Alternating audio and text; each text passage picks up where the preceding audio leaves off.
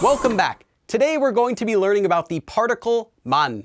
Now, 만 is a particle, meaning it's a piece of grammar that can add meaning to our sentence. And 만 means only.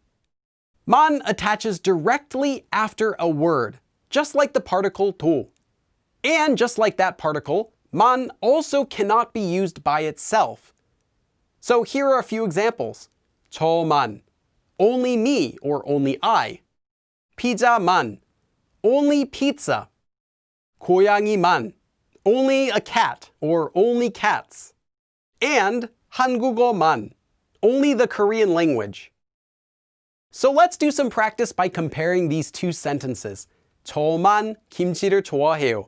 Only I, as in nobody else, only I like kimchi.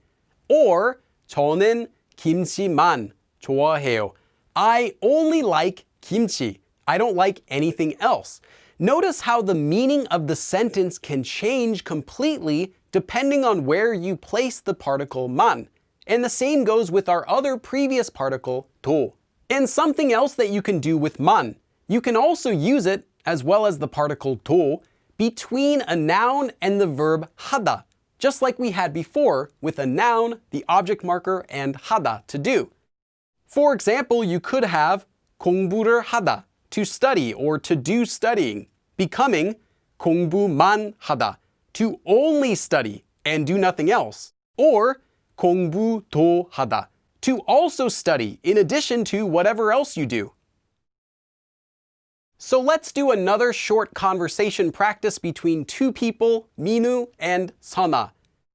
First, 민우 says, 저는 한국에만 가고 싶어요.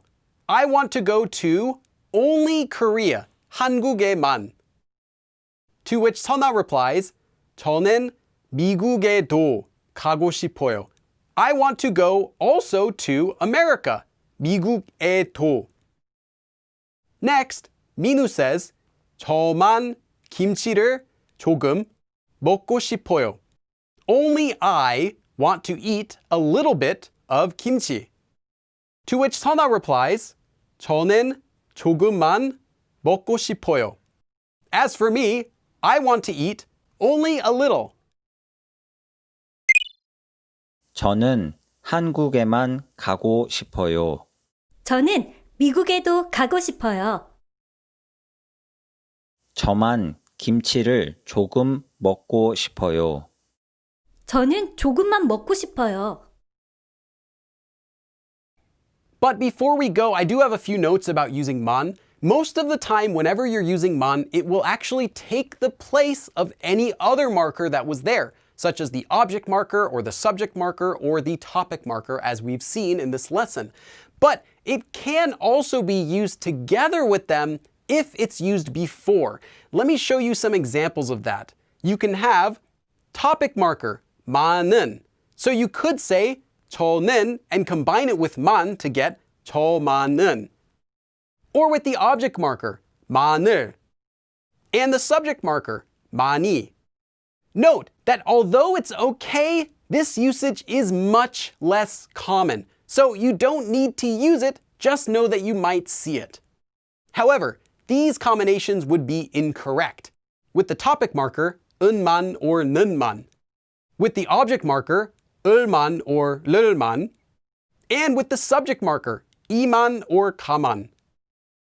Now, there are other ways to say only in Korean, but 만 is definitely the most useful one for right now. In a future lesson, though, we'll learn one more common way that uses negative verbs. So, thanks for watching, and make sure to practice this lesson before going on to the next one. And I'll see you guys again.